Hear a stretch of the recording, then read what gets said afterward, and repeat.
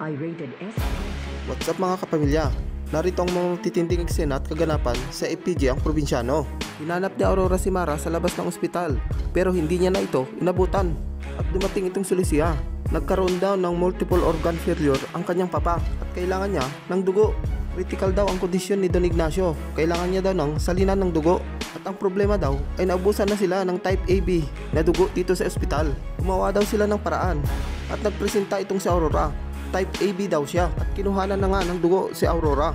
Hindi niya raw inakala na darating ang araw na ako ang magdudugtong ng buhay mo, Papa. Sa kabila ng lahat ng ginawa mo sa akin at hindi ko rin inakala na kaya ko pa rin magbigay sa'yo. At naalala na Aurora ang ginawa ng kanyang papa noon. Sino daw? Si Oscar Hidalgo. At sinabi nitong nobyo niya. At galit na galit itong si Don Ignacio. Mabait daw siyang tao at mabuti ang hangarin niya sa kanya. At may pangarap daw siya. Gusto niyang maging abogado. At paano daw mangyayari iyon? Inalam na daw niya ang kanyang pinanggalingan. Isa daw siyang mangingisda, oportunista.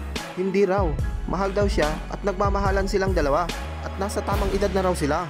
At sinabi ni Don Ignacio na layuan daw ang lalaki yan. At wag mong sirain ang reputasyon ng ating pamilya. At susundin mo ako. At kapag hindi, at alam mo kung ano ang aking gagawin.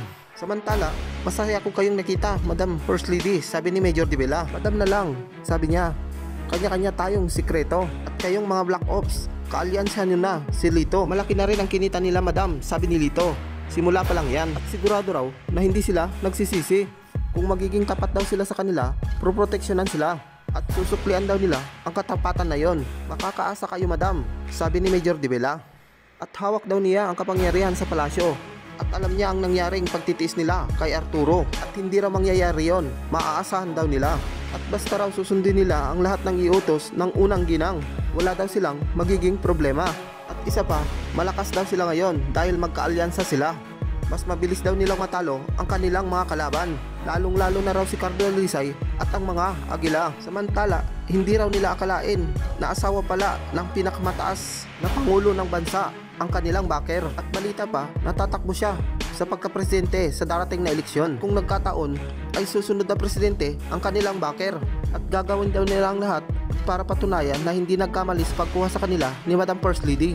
Kabilang banda, madali na ban palang kausap ang mga Black Ops ayon kay Madam. Nagulat daw sila dahil unang ginang ang nakaharap nila. Ayun daw ay hawak na sila dahil sa baling paghawak ni Arturo. Bubusugin daw nila ito ng salapi at kapangyarihan para maging tapat sila sa kanila habang buhay. At tumawag itong si Talia kay Major Di Bella. Akala ko ba mag-keep in touch ka?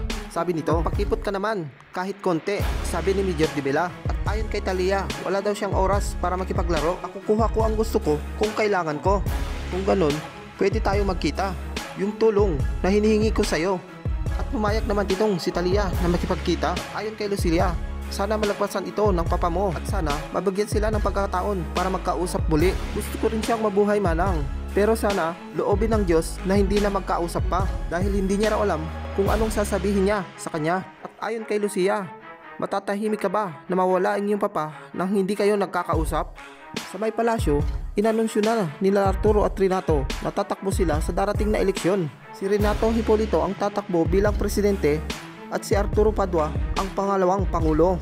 Naisipan daw nilang tumakbo dahil maraming problema at suliranin ang ating bansa.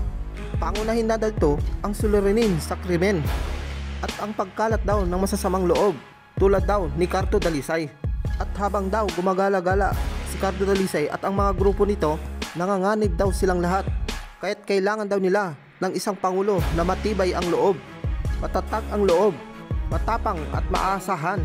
At ayon kay Madam Lily, mga hayop na yon. Nag-announce na raw itong si Renato na tatakbo bilang presidente. At ang nakakagulat ay running mate niya itong si Secretary Padua bilang pangalawang pangulo. Akalain daw nila, dalawang demonyo daw pala ang kanyang makakalaban. At ngayon daw, official na ang kompetisyon, kahit magsama pa raw silang dalawa, ako pa rin ang mananalo sa huli. At kapag daw, si Renato Hipolito na daw ang namumuno ng ating bansa, at siya naman ang pangalawang pangulo, pinapangako daw nila na maging malinaw ang pag-unlad ng ating bansa. At isinigaw nila, bayan, gising na.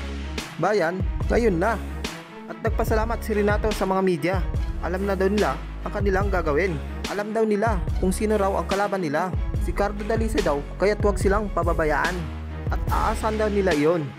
At Ayon kay Renato, sigurado raw nanonood ngayon si Madam Lily. At maniwala ka, nanginginig na sa kaba ngayon. At ngayon, ang magiging kakampanya lang ay isang peking presidente na tatanga-tanga na hindi nila pwedeng malitin. Sa tutusin, malaki ang bala ni Madam Lily sa darating na halalan. Siguro daw ay di na pupunta si Talia dito at hindi yun mag-aaksaya ng oras sa atin. Wala ka bang bilib kay Major Dibela? Sigurado raw napaparating na ang babaeng yon. At dumating na nga itong si Talia. Salamat sa pagbigay mo ng oras sa amin, sabi ni Major Dibela. Matutulungan mo na ba kami sa paghahanap kay Cardo Dalisay? At sa totoo lang, wala naman talaga akong matibay na impormasyon bukod sa nakiengkwentro ko sa Hotel de Oriente na maaaring magturo kay Cardo Dalisay. Sa kabilang banda, humingi sila Espinosa at Greco ng pagkain doon sa kusina at binigyan naman sila ng 2 kusinera at dinala na nila ito. At sa may labas ay narinig nilang pinulong ni Armando ang mga kasamahan nito. Narinig nila ang pinag-usapan at kailangan daw nilang hanapin ang nawawala nilang isang kasamahan. Kailangan daw nilang hanapin si Mara at walang babalik dito hanggat hindi nakikita. At agad naman sinabi ni Espinosa at Grego kila Cardo Dalisay, mukhang may problema daw sila Armando. Mabuti pa, puntahan na lang daw nila ito. Baka kailangan nila ng tulong. Pakarami na daw nang naitulong nila sa kanila. Panahon na para tumulong sila naman. At inaya na ni Cardo si Herona at manager na pumunta doon. Ayon kay Lolo Delfin, ano daw ba talaga ang narinig nila? May nawawala daw silang isang kasamahan na kailangang hanapin. At paalis na sila Armando nang dumating sila Cardo. Sabi ni Cardo, tutulong kami. Hindi na, sabi ni Armando, kaya na namin ito. At sugatan pa kayo, lalo lang kayo mapapahamak kung sasama pa kayo sa amin. At nag-aya nang umalis si Armando. At pagbukas ng pinto ay lumabas itong si Mara at nakasalubong nila. Niyakap nila ito at tinanong kung ano ang nangyari. Mabuti na lang daw at walang masamang nangyari sa kanya. Nagka-problema daw kasi nagkaroon daw ng checkpoint. Hinabol daw siya ng mga pulis. At medyo nagkaroon daw ng konting inkwentro at natakasan naman daw niya ito. At medyo niligaw daw niya ito para daw hindi siya masundan ito at para hindi malaman na nandito ang mga agila. At nag-aya na itong si Armando na pumasok sa loob. At sabi ni Samuel, bumalik na kayo sa inyong mga pwesto. At nagkatinginan na lang sila Cardo, manager at Jerome. Abangan natin at tutukan mga probinsyano ang matitinding eksena. For more updates at kung bago pa lang sa aking channel, huwag mong kalimutan mag-subscribe, like and share para ma-update kita sa ang IPG ang probinsyano. Maraming salamat kapamilya and God bless everyone.